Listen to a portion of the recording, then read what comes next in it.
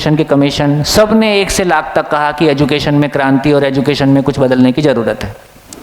जिस दिन हमको ये समझ में आया कि नहीं यार एजुकेशन में प्रॉब्लम है, तमाम धार्मिक लोगों के जो चीफ होते थे उनसे जाके बात करने की कोशिश करते कि यार बताओ एजुकेशन में क्या बदलना है। तो बोलते थे वो तो इशारा कर गए हैं महापुरुष, अब आगे तो हमको सोचना है कैसे बदलेंगे। यार इतने ही सोचने वाले होते तो हमें महापुरुष नहीं होते, है ना। कंटेंट नहीं मिलता है, केवल किताबों में महापुरुषों की कहानियां जोड़ देने से और कुछ किस्से कहानियां जोड़ देने से एजुकेशन नहीं बदलती है। करके देख लिया, प्रयोग असफल हो गया। पूरे देश में जब आपके बच्चे किसी इंजीनियरिंग कॉलेज में आते हैं, हमने एनआईटी में देखा, क्योंकि वो शुरू से बड़े आदर्शों में पले होते हैं, कॉलेज में जब इंजीनियरिंग कॉलेज के वातावरण में आते हैं तो वहाँ वो दबाव में आ जाते हैं, क्योंकि वहाँ वो अपने आप को अयोग्य पाते हैं, हाशिए पे आ जाते हैं, किनारे पे आ जाते हैं। तो वो जैसे ही हमको मेरे को पता है, फिर धीरे धीरे मेरे को समझ, जैसे मैं किसी क्लास में जाके बोलूँगा 2 लोग मेरे पीछे पीछे आएंगे, सर हम लोग तो ऐसे ही सोचते थे। इसका मतलब है सही सोच के साथ होना भी, सही सोच के साथ जीना भी, और सही सोच के साथ वातावरण को बदल देना। या तो ये वातावरण हमको बदलेगा, या तो मेरे 4 दोस्त बैठ के पीते हैं मैं उनके साथ शामिल हो जाऊं, या मैं 4 दोस्तों को मैं बदल दूं, या मैं 4 दोस्त नए बना लूं। चॉइस मेरी है, जिंदगी मेरी है ना। तो मेरी जिंदगी में मैं कैसे टिक पाऊंगा, टिकना इसी समाज में। ये हॉल में तो सब अच्छा अच्छा होता है, यहाँ से जब बाहर निकलोगे तो आपको ज़िंदगी से आमना सामना होता है कि हाँ ज़िंदगी कैसी होती है। तो यदि आपका अपना कॉन्फिडेंस, आपका अपनी क्लैरिटी होगी, कॉन्फिडेंस लेवल होगा, तो आप अपने लिए रास्ते बनाओगे। जो अकेले चलते हैं उनको साथ मिल जाता है, जो साथ ढूंढते हैं वो अकेले रह जाते हैं। तो केवल ये कहने से नहीं होगा कि ये मत करो, ये भाषा ही बंद करो, लिख दिया बोर्ड पे, ये बंद कर दो घरों में भाषा। नो चाहिए, कोई चीज़ छोड़ने के लिए नहीं कहना है, कोई उपदेश नहीं करना है, ये करो ये नहीं करो, बंद। मेरी बात मानो, बंद। मैं आपसे बोलता हूँ कोई मेरी बात मानो, मैं क्या बोलता हूँ? असहमत होने का प्रयास बनाए रखें। उसके बाद भी देखो कैसे चलेगा।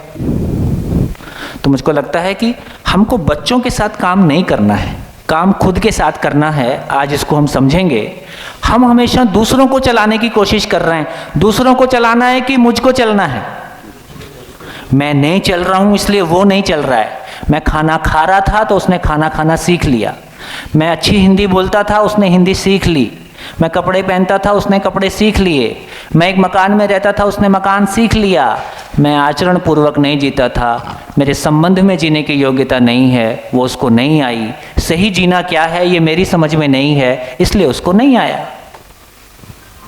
तो दूसरे को बताना है कि मुझको चलना है, बस। बहुत आसान है।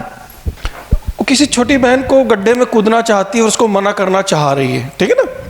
उसकी भावनाएं अच्छी हैं, बचाना चाहती है, छोटी बच्ची में समझ नहीं है। ऐसी स्थिति डिफरेंट सर्कमस्टेंसेस में आती है। करना क्या चाहिए, क्या नहीं चाहिए? इतनी जोर से बताया। एग्जाम्पल बताइए। यहाँ एक बच्चे हैं गड्ढे में कूदना चाहते हैं और उसको बचाना, तो एक्चुअल क्या करना है? बहुत आपको निवेदन करना चाहता हूँ, जिंदगी में थंब रूल काम नहीं आते, टिप्स काम नहीं आती। जिंदगी में समझ ही काम आती है। उसको छोटी गलतियां करने दो ताकि कल वो बड़ी होके बड़ी गलतियां ना करे। हम बच्चे के सारे निर्णय, हम बच्चे को जीने ही नहीं दे रहे हैं, उसके अंदर घुस के। सुन लीजिएगा, फिर से रोकता हूँ। छत के बाउंड्री में वो बच्ची गिर जाएगी। ओहो, कोई नहीं गिर रहा है, कोई नहीं गिर रहा है। बेकार आप डरे हुए हो, आप डरे हुए हो, कोई नहीं गिर रहा है। सुन लो, मैं दूसरा एग्जांपल कहता हूँ। जितना सारा मटेरियल आपने मोबाइल पे पॉर्न फिल्म, लोग बोल रहे हैं कि 80% मटेरियल वो ही देखा जाता है ना, जो पॉर्न और तमाम तरह का है। उसके बावजूद भी ये समाज जितना अपने आप में सभ्य दिखाई देता है, ये बहुत ज़्यादा है। लोगों को गलती करने की जितनी प्रेरणा और जितना अवसर उपलब्ध है, उसकी तुलना में बहुत मिनिमम गलती हो रही है। इस बात से कितने लोग सहमत हैं?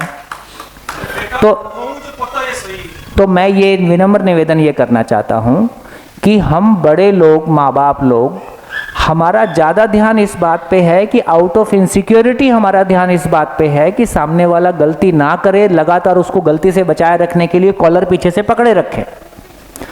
मेरा ये कहना है कि एक दिन में कुछ भी ठीक नहीं होगा, और आप कितना कॉलर पकड़ लो, कहता हाथ छोड़, मैं गलती करके समझूंगा।